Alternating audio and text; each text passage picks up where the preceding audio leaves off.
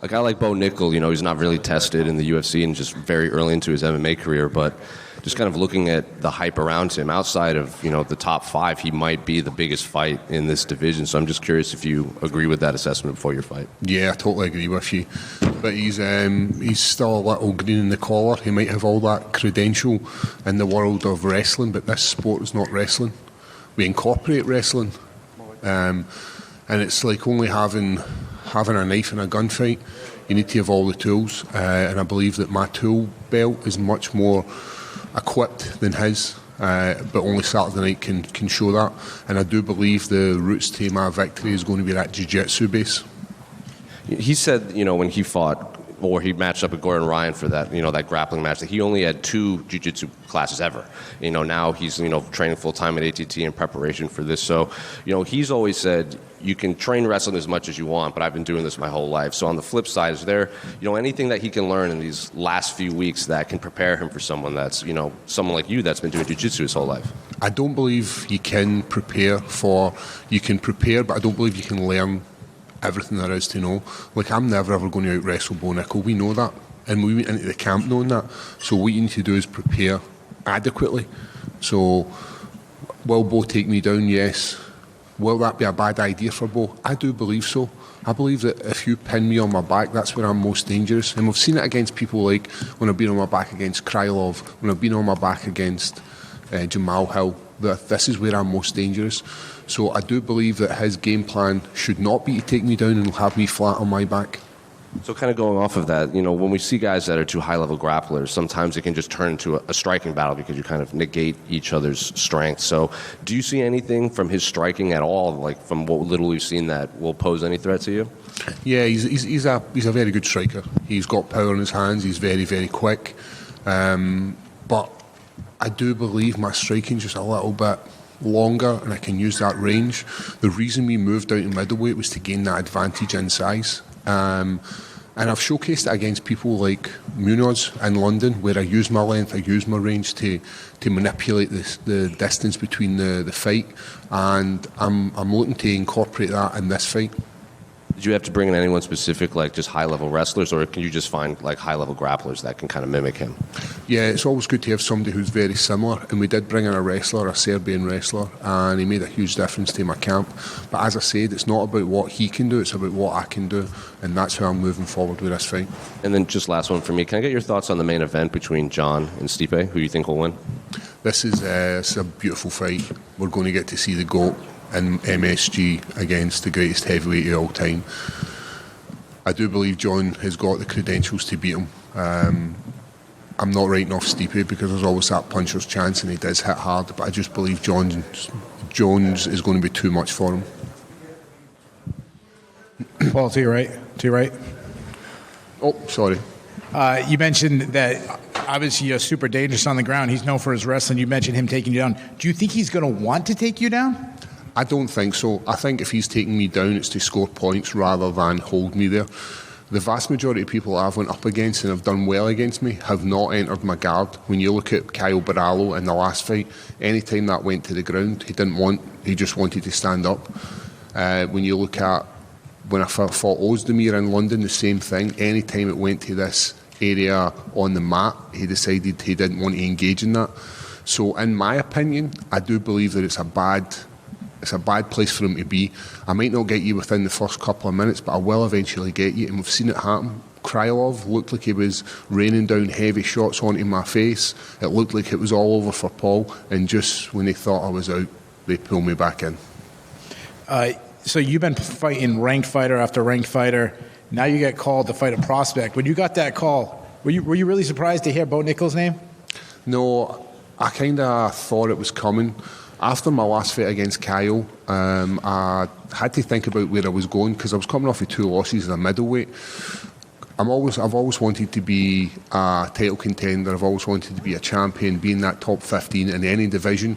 But after Kyle, I had to reassess that and was like, right, it's a little bit out of my reach at the moment. I'm maybe 2-3 fights away from it. And it needs to be about, right, what gets me excited? And it's fights. And this is a fight that gets me excited. This is a fight that motivates me. This is a fight and a venue and a card that gets Paul Craig excited to go in and showcase his jiu-jitsu.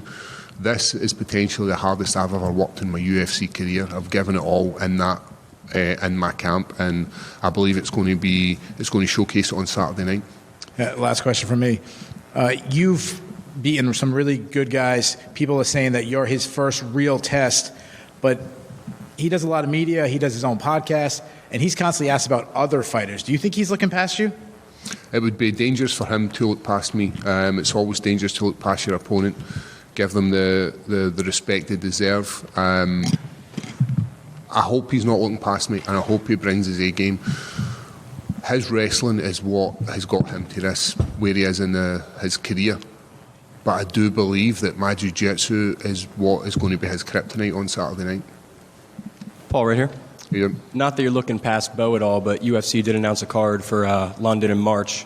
Interested in that card at all? Yeah, London is a good stomping ground for me. I've had some of my biggest wins in London.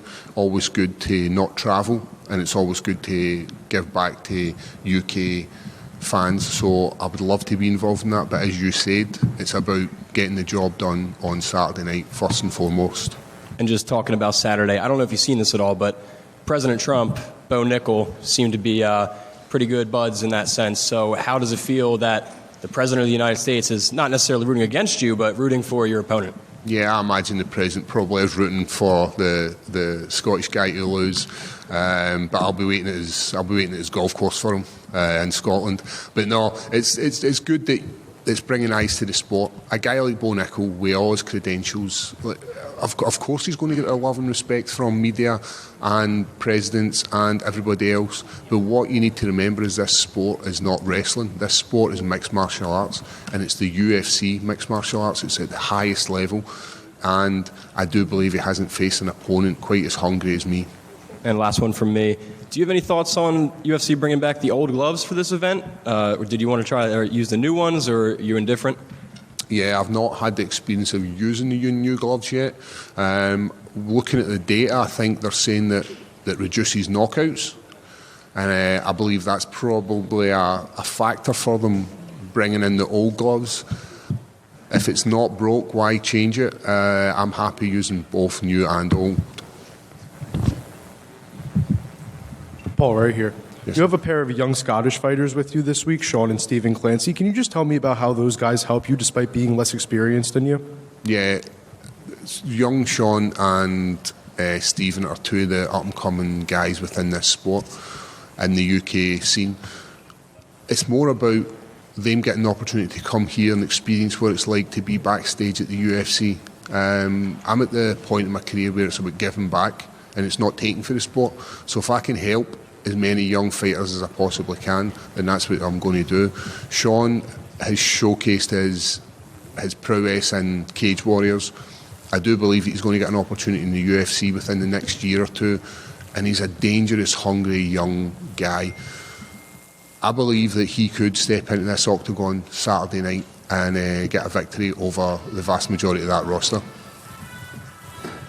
You've made a career out of finishing these young up-and-coming fighters that end up being the next big thing. Could you see Bo Nickal having success in the UFC despite you having a win over him? Yeah, it looks like if Paul Craig beats you, you've got the minerals to become a champion. When you think about Ankalaev, when you think about Khalil Roundtree, you think about Jamal Hill, there's people who have went up against and have went on to do amazing things within this sport. I do believe Bo Nickal has all the credentials and all the skill set to be a champion, but he's just got to get through me first. And I do believe that it's a tough fight for him. Like, there was a reason he dragged his heels with signing the contract, because is it an easy fight for him? No, it's certainly not. There's easier fights out there, and I believe that it's going to be an absolute barn burner on Saturday night. You talked about the importance of being on a card at MSG, headlined by Jon Jones. Were you able to say that you've checked two big things off of your bucket list this week?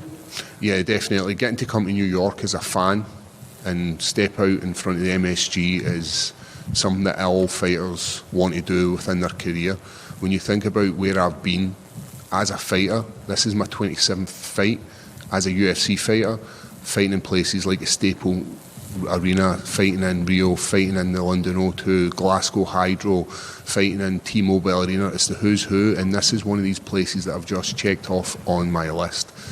And as you say, I have the card with Jon Jones versus Stipe Miocic, potentially Jones's last fight. This is the stuff that gets me excited and gets my juices flowing, we can say. Just one more. Did you say that Bo dragged his feet when signing this contract? What did you mean by that? Yeah, when we were offered this fight, we signed that contract within a couple hours. And it just felt like it took maybe like 10 days for them to send back the contract. And I don't know if it was maybe he's on holiday, there's a whole host of reasons what it could be, but it just felt like it took a little bit longer than most people would have when they get a contract to fight. Thank you. So what do you think is the best scenario for Bo Nickal in this fight? Will he strike or will he wrestle? Where do you think he's thinking of the weakness of you? Maybe just where do you think he sees the best scenario for him for this fight? Space is not going to be Bo Nickal's friend in this fight. I believe that the way he's going to employ his game plan is to take away my space. Because if I don't have the space, I can't utilise my length. If I don't have the space in the ground, I can't utilise my jiu-jitsu. So if I was Bo Nickal, what I would do is I would hold for dear life. But I believe that my skill set can just get a little bit of space, and if I get a little bit of space, it's a dangerous situation for Bo Nickal to be involved in. I see. Thank you. And one more question. It has become very iconic, like it's kind of becoming iconic for the strikers to sign themselves in the center of the octagon and like call their opponents for the stand and bang. And we have never seen anything like this from the wrestlers, but it would be like really enjoyable for me personally. For I know many people around the world. So, do you think it can be a future for like wrestling showdowns like this one? Would you enjoy doing this? Would we see anything like this from you tomorrow or anytime soon? So you mean like point to the floor and bum scoot across the mat? Yeah, like doing the wrestling exchange, like in the center of the octagon, calling for it. Yeah. So I am a fan of this sport, and I love when the strikers point to the mat and let's go. But I'm a smart guy. I know I get punched in the face for a living, but I don't want to go into a gunfight. That's not worth it. It's a 50-50 sometimes, and if you've worked so hard in your career to get to a point where you're going to try and win a match using the best skill you can, then pointing to the middle of the mat and just going into a gunfight is not the best scenario, and especially not for me. I don't want to take any extra damage. I would like to get in there, get the job done using jiu-jitsu and keep my looks as they kind of are.